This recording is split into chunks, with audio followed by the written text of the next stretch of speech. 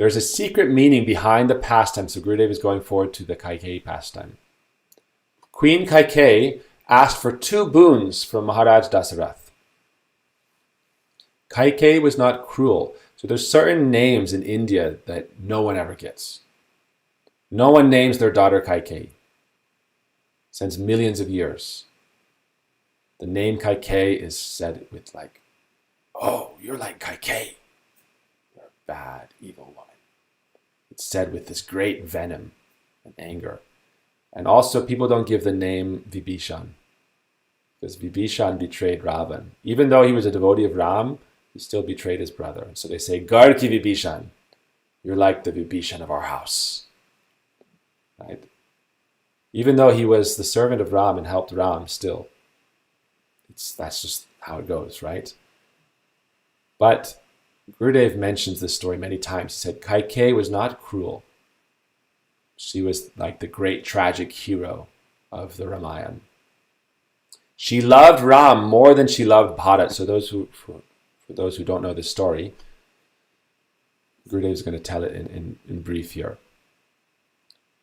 But Gurudev is giving a summary. So I'll just tell that story because we're going to do this katha over a few days. So one time Maharaj Dasarath, this is before he had sons, he was fighting different battles. Dasarath means he who has conquered all 10 directions. So it was kind of like a title he had earned. He had conquered, his chariot had conquered all 10 directions. What are the 10 directions? So we know the 8 directions, but also the subterranean region and the heavenly regions. Right? Dasarath. He had even conquered over the subterranean region and the higher spiritual, astral regions. So, one time he was fighting this battle in that land where Kaikeyi, the king, was present. And Kaikeyi, who had been betrothed to him, there was a boon received basically. First there was a promise. Dasarath married Kaikeyi on the condition that her son would become king. So her father is called Kaikeyi. In Hindi or Sanskrit, there's a masculine and a feminine form. So Kaikeya and Kaikeyi. So with the E sound, it's a feminine. So her name was Kaikeyi, and her father was Kaikeyi. So he said, only if her son is king can you marry her. So at that time, Dasarath didn't have any sons. So he said, great. If she has sons, then he'll be king. So her son was Bharat. But this time, he didn't have any sons. So then Kaikeyi was such a fierce warrior princess that once she was driving the chariot for Dasarath when he was in battle. And one of the wheels was coming off, the bolts had been shot and the bolts was coming off the wheel. So as she was driving the chariot, she leaned over and used her finger to hold the wheel in place while they were escaping when he was wounded. He was gravely injured, and if she didn't get him out of the battlefield and take care of his wounds, he would have died. So when he recovered, he promised her 2 boons. And she said, I won't take them now. He said, I don't need them from you. I don't want them. I didn't do it for you for any reward. You are my husband. If you had died, I would have given up my life. I did it to save you because you are my husband. But he said, no, please take 2 boons. He said, I don't want them. He said, okay, in the future, anytime if you want, you can take these boons. You have them, right? Anytime you want, you can have them. So then she didn't request anything, but then Gurudev tells this story. When Ram was a young boy, so this is in some of the kind of more obscure Ramayana versions. There's many versions of the Ramayana. But Gurudev gave this story many times, so we accept this as the authorized version. But sometimes for dramatic effect, this isn't the mainstream version. Like Ramcharitmanas, this isn't the mainstream version of the story because it takes away some of it's kind of like the director's behind the scenes notes, right? So there's some Ramayans that are more expansive. And it's kind of behind the scenes, the story not told. So she was the tragic hero. I'll tell what happened later. Basically, later, she asked for Ram to be exiled as one boon, and for the other boon that Bharat would be her son Bharat would become king. So those were the 2 boons she asked for. And it devastated the whole kingdom, and it led her to her infamy until the present time in mainstream Ramayana Katha. She is the most infamous character. For millions of years, she is the most infamous character. And she had a evil mentor, Mantara, was a hunchback lady. So it's for the dramatic effect of the story. and she took that role. So one day as a little boy, Ram came to her and he was playing with her and she was feeding him. Ram loved her so much and she loved him so much. So Ram asked her, "Oh mother, I want to ask you something. When I grow up and return home after my marriage, my father will think of giving this kingdom to me.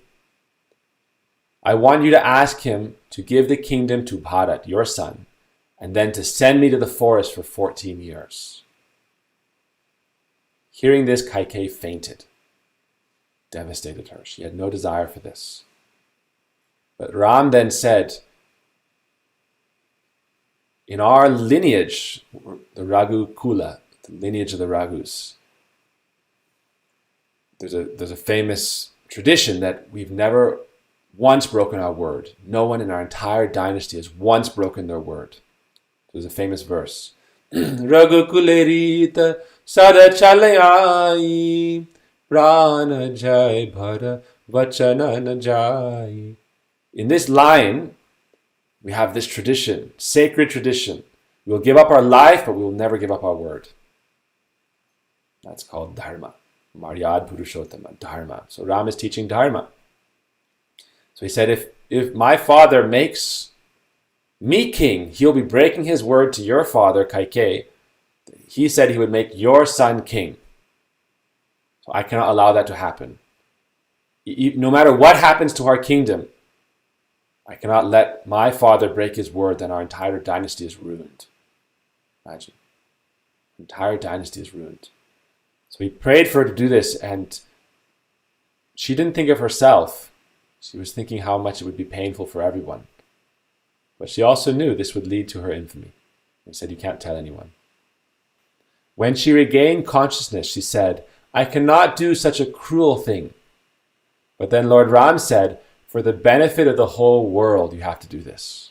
So Kaikeyi agreed, because it led to the defeat of Ravan and those demonic forces, and also the great story of Lord Ram.